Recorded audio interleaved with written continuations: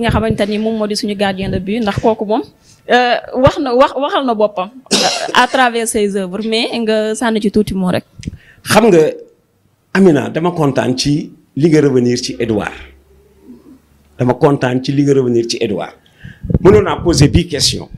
et yéen ñi ànd ak ñun ci émission bi tir au but yi kan moo ko gagné Edouard wala Sadio tir au but yi kan moo ko gagné Edouard wala Sadio. Edouard téye na benn. waxtaan la de. Edouard téye na benn. xam nga pourquoi Edouard a ko gagné xam nga pourquoi Edouard a ko gagné Edouard moo jox Sadio Mané dugal gagné parce que Edouard avait fini de rater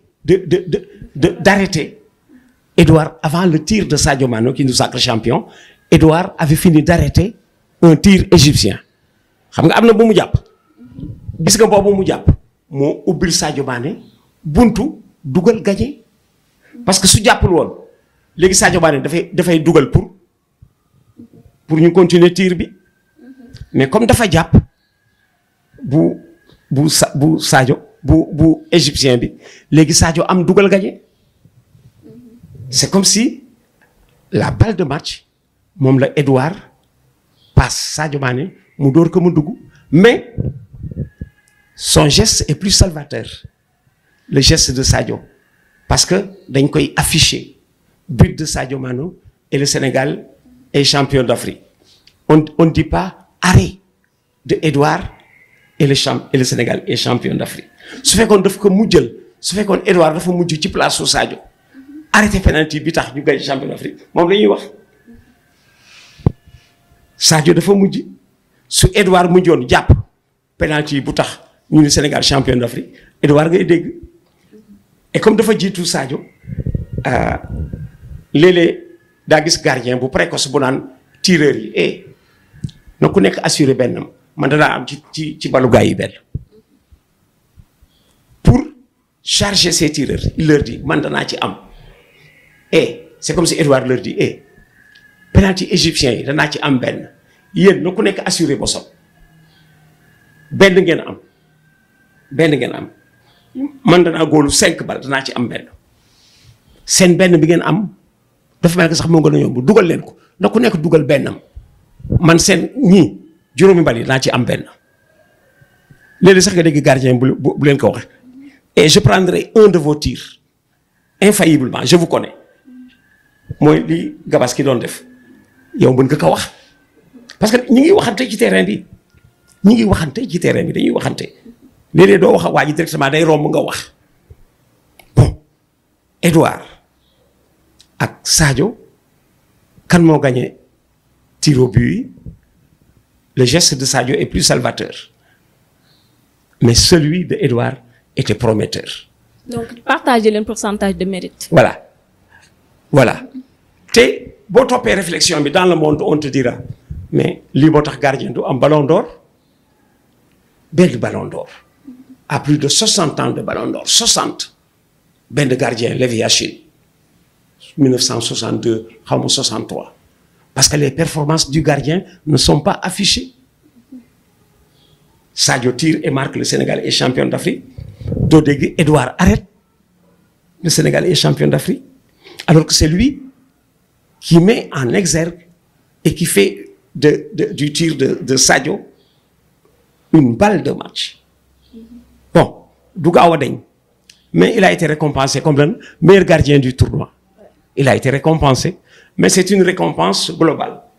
il a été récompensé on a un bon groupe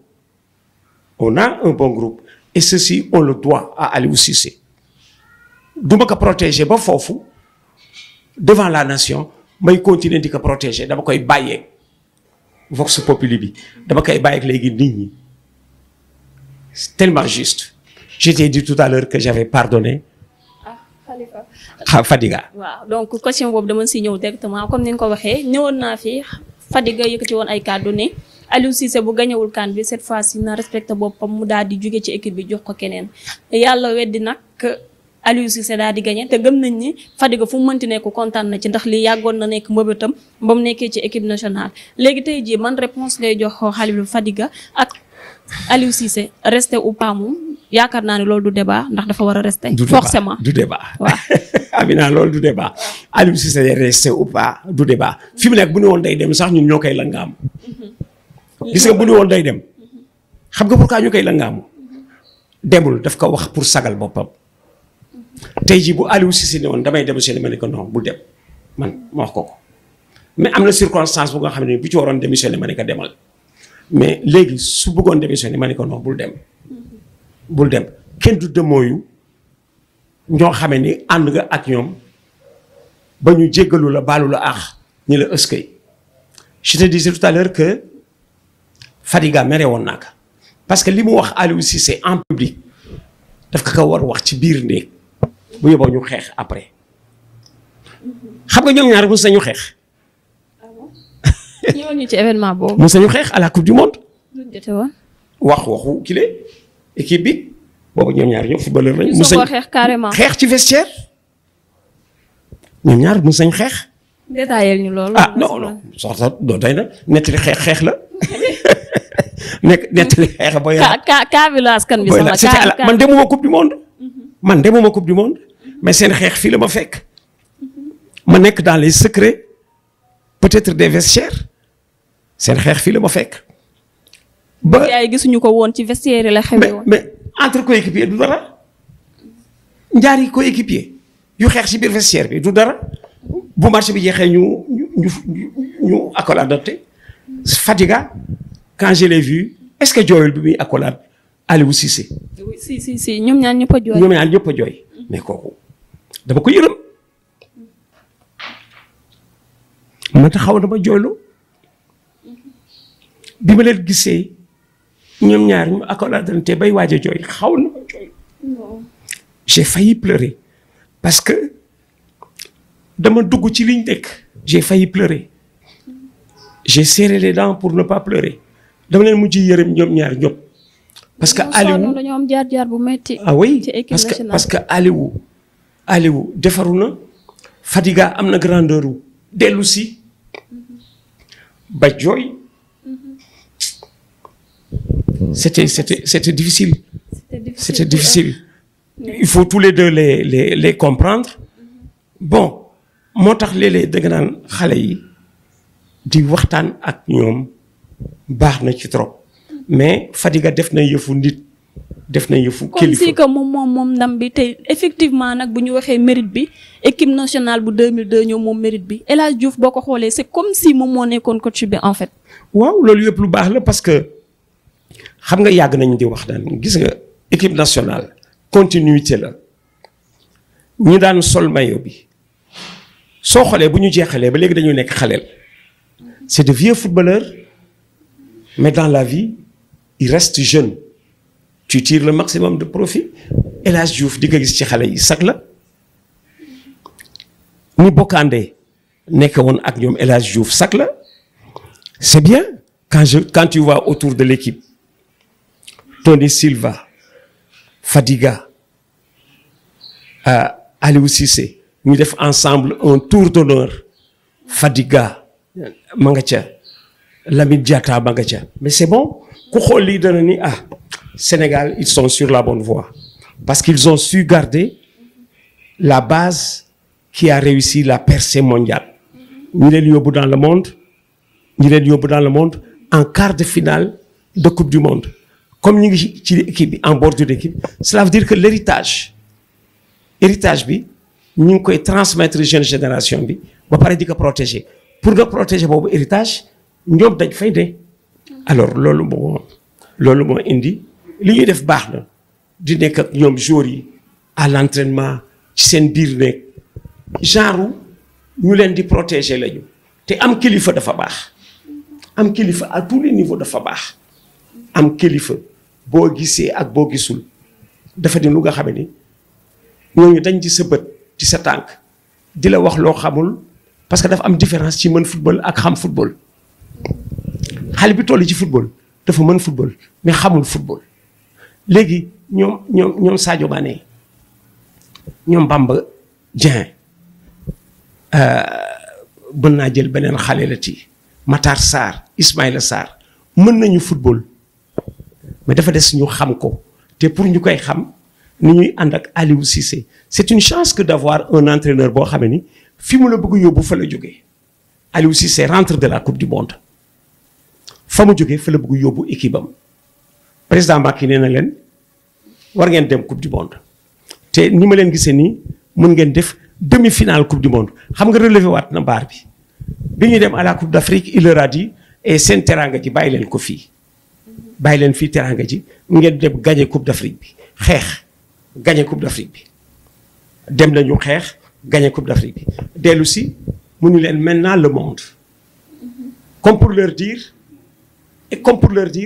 il vous faudra battre la performance des anciens de 2002 gisoo tout revient sur 2002 parce que 2002 a ouvert à la fois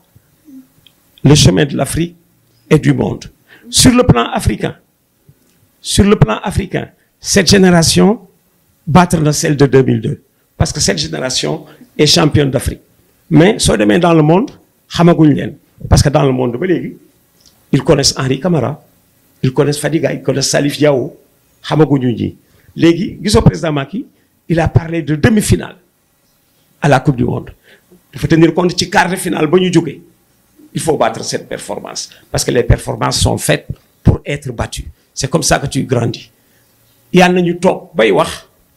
kan mooy battre performance su ñoom Bamba Dieng ñoom Crépin Diatta ñoom Pape Matar Sarr kan mooy battre seen performance parce que ñooñu dem nañu demi-finale coupe du monde léegi dañuy programmer su boobaa Sénégalais yi finale coupe du monde de football te yàlla mën na ko. En tout cas ñëw naa fi ñëwaat fi lu bari mais je t'ai jamais vu en larmes boo demee ba wax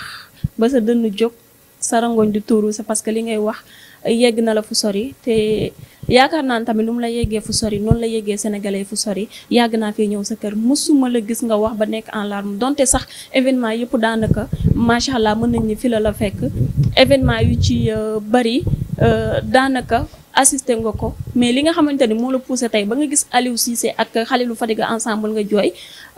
jàpp naa ni tamit yemul foofu ndax 2002 am na ñu fi nekk ba tey ku ci mel ni Henri Camara tey jii ñoo ngi ko ci doon xaarandi absence am lan la ci def waaye Pape Bouba Diop mi nga xamante ni moom moo reyante jaayante bakkanam ba génn àdduna te fekkewul bés bi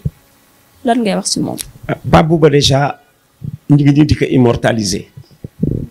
ñu ngi koy immortaliser ci stade du Sénégal bi ñu jëm mooy bu Diamniadio bi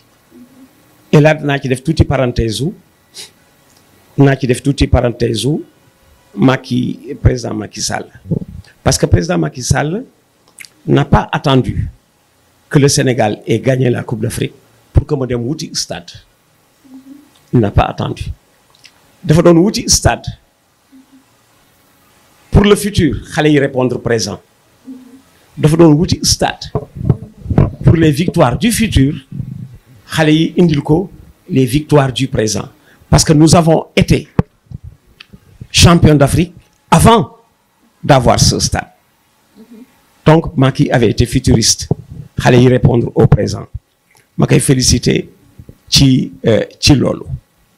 léegi ñu ngi nii di jëm ci ay yeneen i échéance yoo xam ni léegi c'est le monde qui nous regarde parce que quand tu es champion d'Afrique tu n'es pas un petit champion la Coupe d'Afrique des Nations étant la 3e compétition mondiale après la Coupe du Monde et l'Euro on va y aller ci liñ jëm nii tu parlais de Fadiga. Je parlais d'Henri Camara. Henri l'absence de Bouba Diop. Henri accompagné na leen ci par voie de presse il a même fondu en larmes ci finale bi ki n'a pas ku jooyul est-ce que gis ngeen Sénégalais bu jooyul ci finale bi am na ñu nga xam ni pendant 2 minutes dañu dof nekk seen biir léegi di yuuxu baat yi dee nañ ci yuuxu jooy émotion boobu ñëpp la rattrapé ñëpp a jooy après le sacre du Sénégal alors Pape Bouba stade bi pareegul ñu koy immortaliser parce que Macky Sall a tout fait de donner son nom à une chambre du stade fi nga xamee ni dafay nekk musée Pape Bouba Diop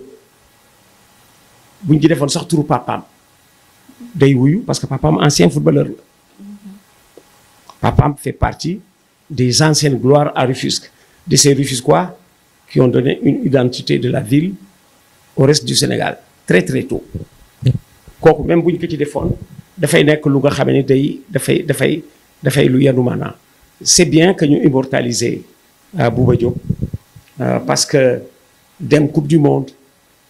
marquer le premier but du Sénégal en phase finale de Coupe du Monde ce n'est pas une petite performance dafa dugg ci way wu dootul daanu. On dit de Louis Camara le premier buteur du Sénégal à la CAN oui du dañ Louis Camara suñu premier match Coupe d'Afrique des Nations c'est contre l'Éthiopie que nous battons 5-1. C'est Louis Camara qui ouvre le score. Pas Bouba, on retiendra que c'est une première Coupe du Monde. Il a marqué contre l'équipe qui était et championne du monde et d'Europe et des nations. Sauf que immortalisé par mettre son nom ci stade bi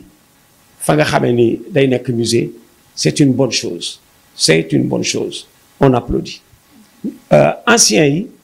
war nañu gën di nekk autour de l'équipe anciens yi oui Henri dafa sore évidemment il y en a qui préfèrent après leur carrière ne plus s'occuper de football il y en a parce que ils ont consacré déjà toute leur jeunesse au football bu jeexee dañuy bëgg mu jeex mais on aura toujours besoin d'eux di dem Coupe du Monde di leen inviter